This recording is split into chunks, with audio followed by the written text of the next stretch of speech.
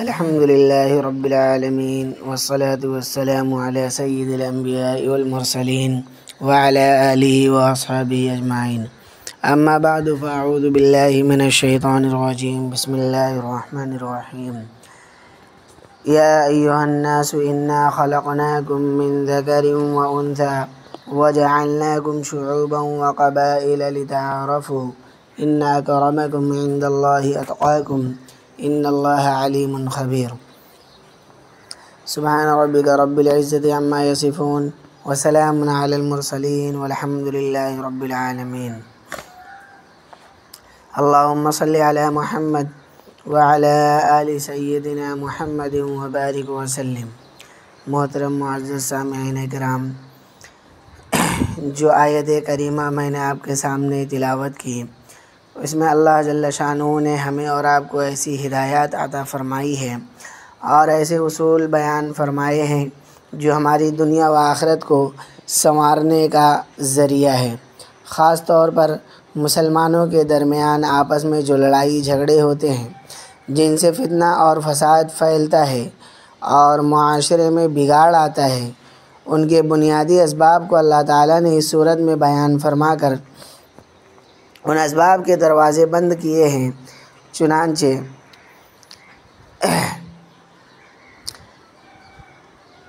جو آیت میں نے تلاوت کی، یہ بھی سورۃ الحجرات کی آیت ہے،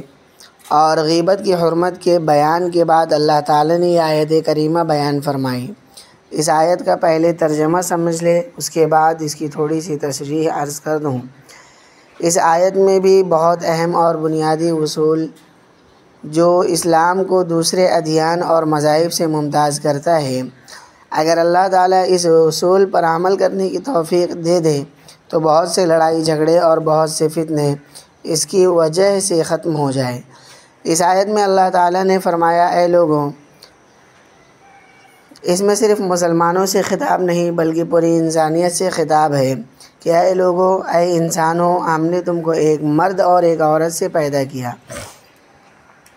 ایک مرد یعنی حضرت آدم علیہ السلام اور ایک عورت یعنی حضرت حوا علیہ السلام. جتنے انسان اس روئے زمین پر پائے جاتے ہیں وہ سب انہی کے بیٹے ہیں. اور اس کے بعد ہم نے تمہاری مختلف قومیں بنا دی اور تمہارے مختلف خاندان اور قبیلے بنا دیے، یعنی تم سب ویسے تو ایک باپ اور ایک ماں کی اولاد ہو، لیکن آگے چل کر مختلف خاندان اور قبیلے بنا دیے. یعنی تم سب ویسے ایک باپ اور ایک ماں کی اولاد ہو، لیکن قومیں الگ الگ بن گئی. کوئی عرب ہے، کوئی عجم ہے، کوئی مشرقی ہے، کوئی مغربی ہے، کوئی افریقی ہے، کوئی امریکی ہے، اور مختلف برادریاں بنا دی، مختلف خاندان اور قبیلے بنا دیے. اور یہ جو ہم نے تمہیں مختلف قوموں اور خاندانوں میں تقسیم کیا ہے، اس کی صرف ایک وجہ ہے، وہ یہ تاکہ تم ایک دوسرے کو پہچان سکو. لہذا صرف شناخت اور پہچان کی خاطر مختلف قوموں اور خاندانوں میں تقسیم کیا ہے. کیسے پہچان سکو؟ مثلاً ایک شخص کا نام عبداللہ ہے، دوسرے شخص کا نام بھی عبداللہ ہے، تیسرے شخص کا نام بھی عبداللہ ہے. اب تینوں میں کس طرح فرق کرے اور کیسے پہچانے کہ اس سے مراد کون سا عبداللہ ہے؟ لہٰذا یہ کہہ دیا کہ عبداللہ وہ ہے جو فلاں خاندان سے تعلق رکھتا ہے، دوسرا عبداللہ فلاں خاندان سے تعلق رکھتا ہے، فلاں قومیت سے تعلق رکھتا ہے. یہ پہچان کروانے کے لیے ہم نے مختلف قبیلے اور مختلف قومیتیں بنائی ہیں. لیکن یہ مت سمجھنا کہ کوئی ایک قبیلہ دوسرے قبیلے پر فوقیت رکھتا ہے، بلکہ سب قبیلے برابر ہیں. البتہ ان اکرمکم عند اللہ اتقاکم، اللہ تعالیٰ کے نزدیک تم میں سے زیادہ باعزت وہ ہے جس میں زیادہ تقوی ہو، خواہ وہ کسی بھی خاندان سے تعلق رکھتا ہو، کسی بھی قبیلے کا فرد ہو، کسی بھی قومیت سے تعلق رکھتا ہو. جس کے اندر تقوی زیادہ ہوگا وہ اللہ کے نزدیک زیادہ باعزت ہے. اس میں دو اہم باتوں کی طرف توجہ دلائی گئی ہے. ایک یہ کہ کوئی بھی شخص اپنے خاندان، اپنے قبیلے، اپنے قومیت کی وجہ سے دوسروں پر اپنی بالادستی نہ جتائے، اور یہ نہ سمجھے میں تو اعلیٰ درجے کے خاندان کا فرد ہوں، دوسرا شخص ادنیٰ درجے کے خاندان کا فرد ہے، لہٰذا میں باعزت ہوں، دوسرا عزت والا نہیں بلکہ ذلیل اور حقیر ہے۔ ایسا نہیں، اس لیے کہ ہم نے یہ مختلف خاندان صرف اس لیے بنائے ہیں تاکہ تم ایک دوسرے کو پہچان سکو۔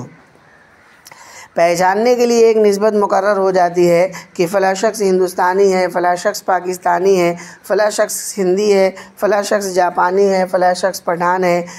یہ ساری قومیتیں صرف پہچان کے لیے ہیں اور پہچان کے لیے علامتیں مقرر کی ہے، لیکن فضیلت اور بڑائی کسی کے لیے محض اس کے خاندان کی وجہ سے نہیں ہے۔ اگر کسی کو دوسرے پر فضیلت ہے تو وہ تقویٰ کی وجہ سے ہے۔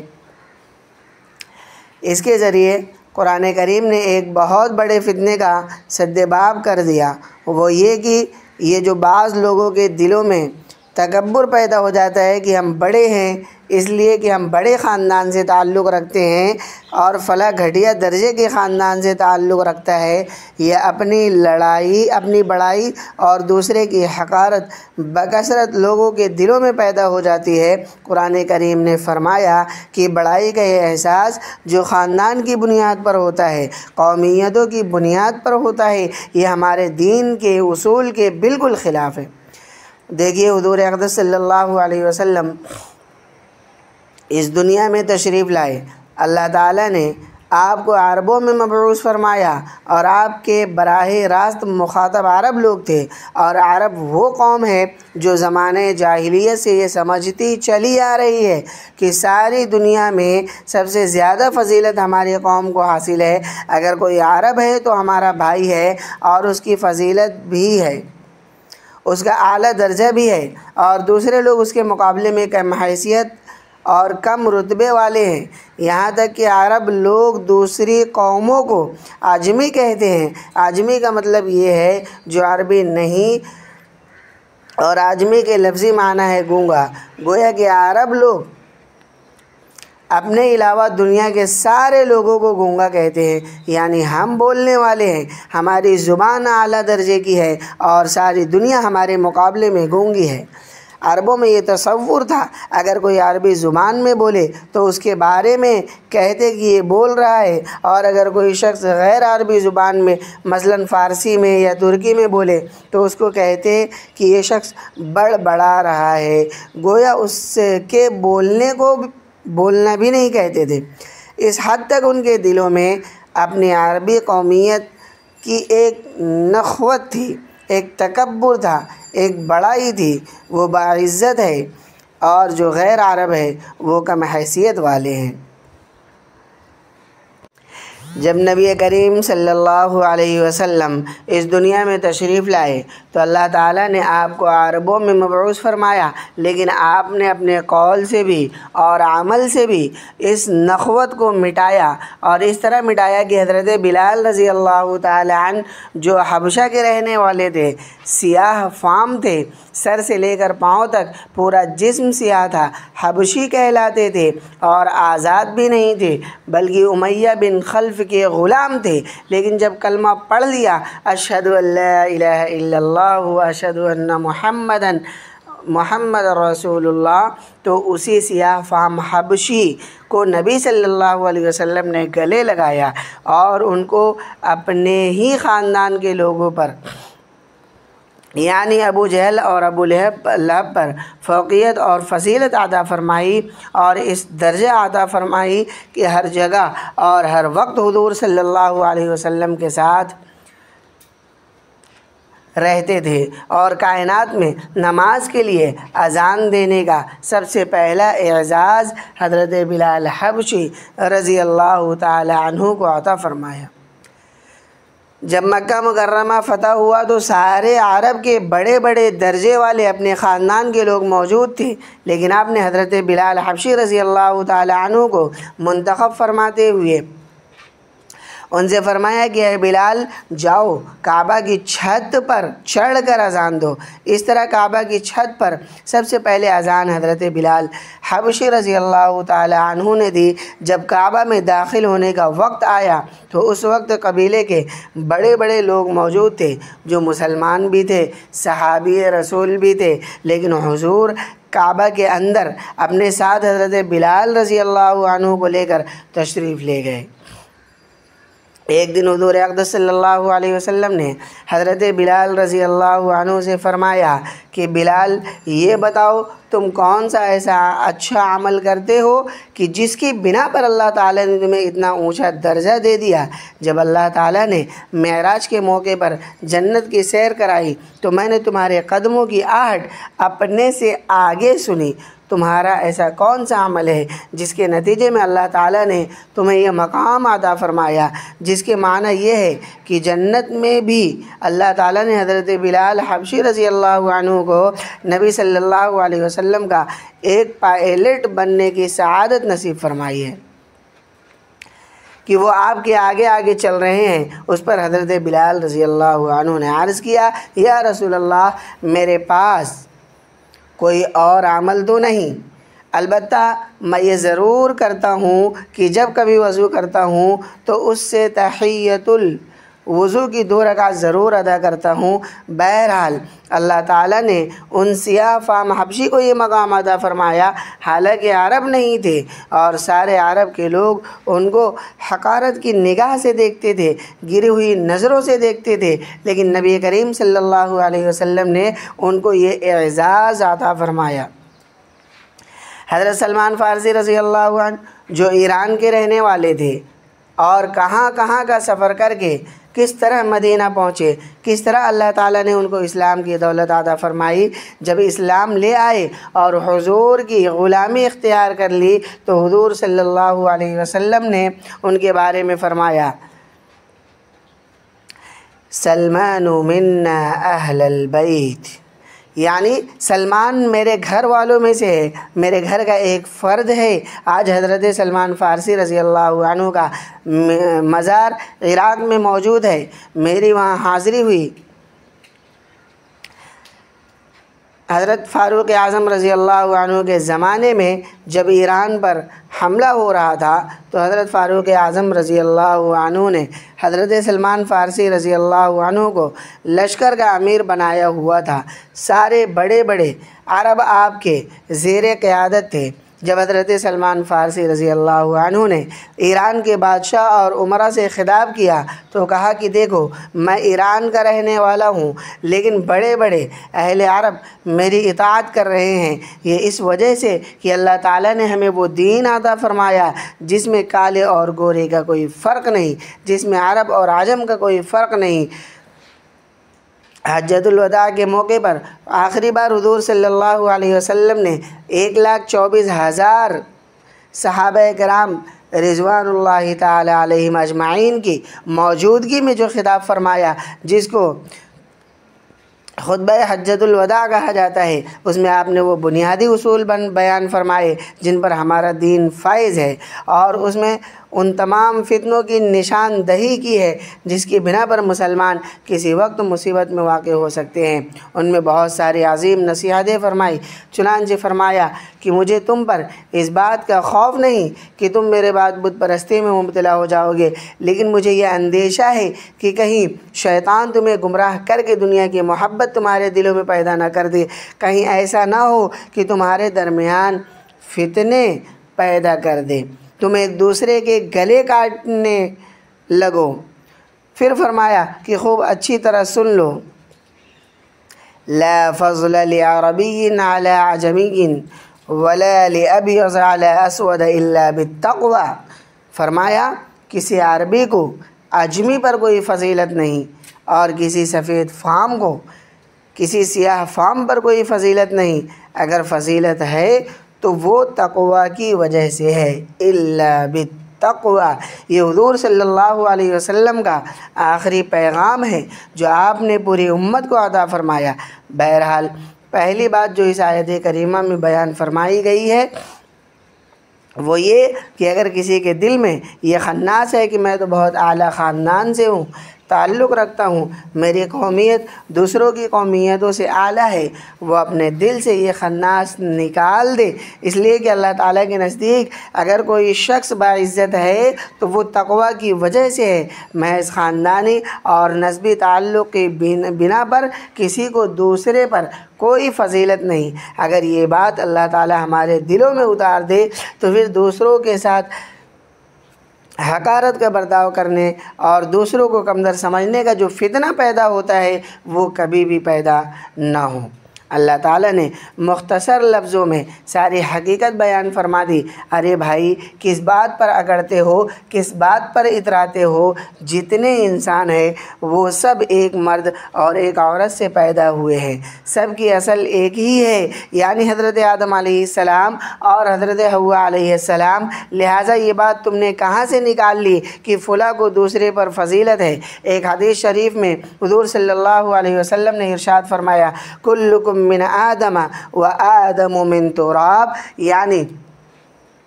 تم سب آدم کے بیٹے ہو اور آدم مٹی سے پیدا ہوئے ہیں، اس وجہ سے کسی کو دوسرے پر اپنی فضیلت جتانے اور اپنی بڑائی جتانے کا کوئی حق نہیں۔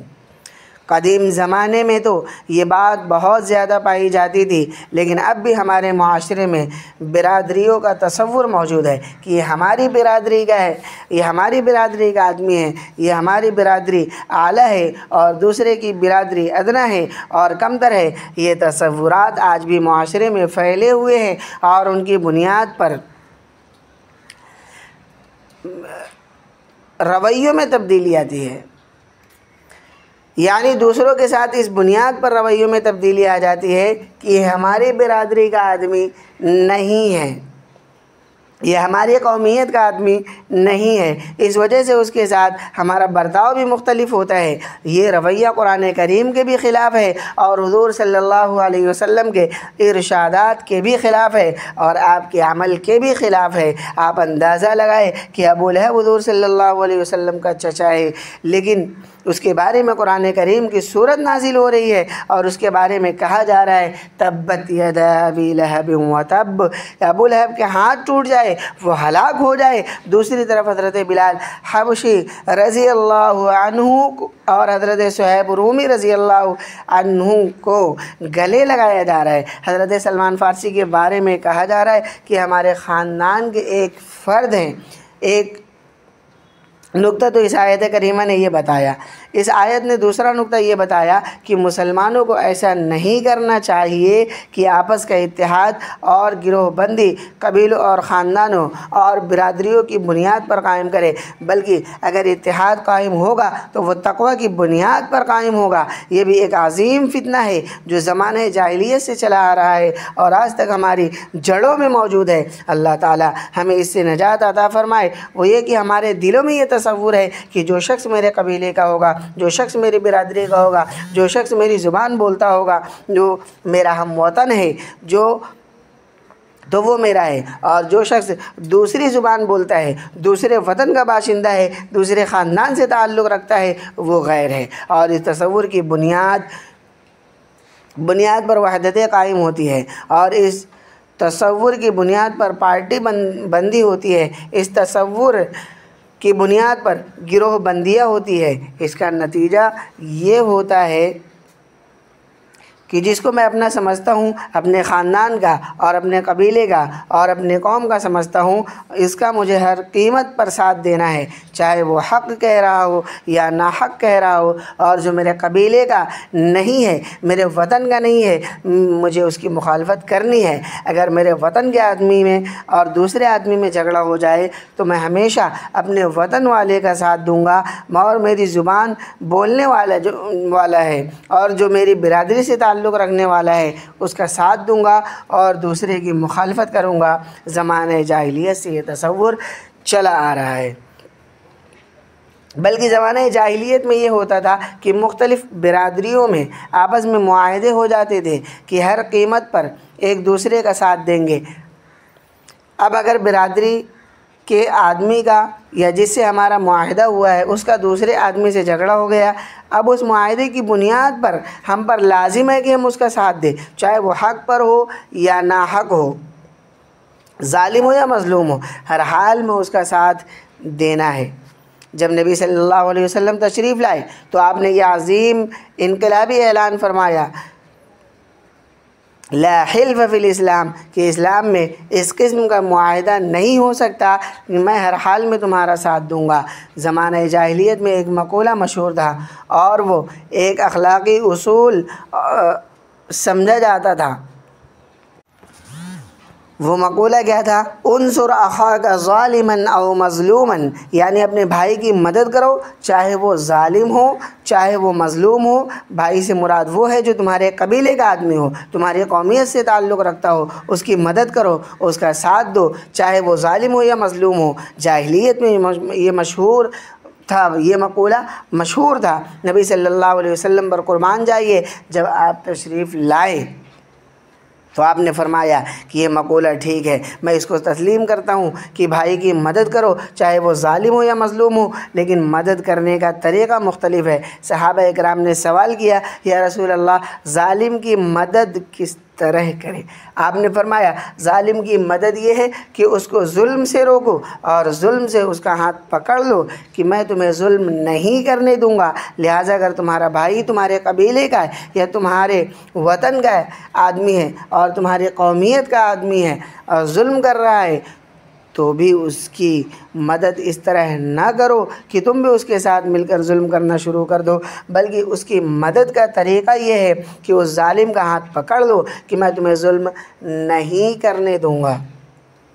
بہرحال آپ نے بھی یہی فرمایا، انصر اخاک ظالما او مظلوما، لیکن اس کی تشریح بدل دی کہ اپنے بھائی کی اس طرح مدد کرو کہ ظالم کا ہاتھ پکڑ لو۔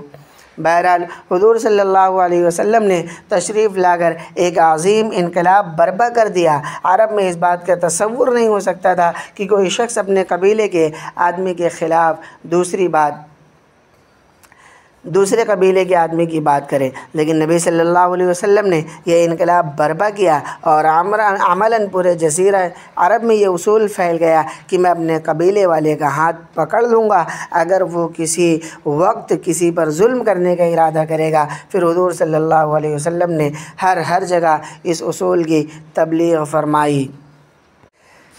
آج ہمارے معاشرے میں جو فساد برپا ہے اور ہر شخص یہ شکوہ کر رہا ہے کہ ہمارے اوپر ایسے لوگ حکمراں بن کر آ جاتے ہیں جو ظالم ہوتے ہیں، جو عوام کے حقوق کا خیال نہیں رکھتے، جو اخلاقی قدروں کو پامال کرتے ہیں اور جو بے دین ہوتے ہیں وغیرہ وغیرہ۔ لیکن سوال یہ ہے کہ ایسے حکمراں ہمارے اوپر مسلط کیوں ہوتے ہیں؟ یہ اس لیے مسلط ہوتے ہیں کہ جب ان کو منتخب کرنے کا وقت آتا ہے تو اس وقت قرآن کریم کا بتایا ہوا یہ اصول اور حضور صلی اللہ علیہ وسلم کے بتائے ہوئے یہ ارشادات سب پیچھے چلے جاتے ہیں، اور دوسری برادری کا آدمی بھی کھڑا ہوا ہے اور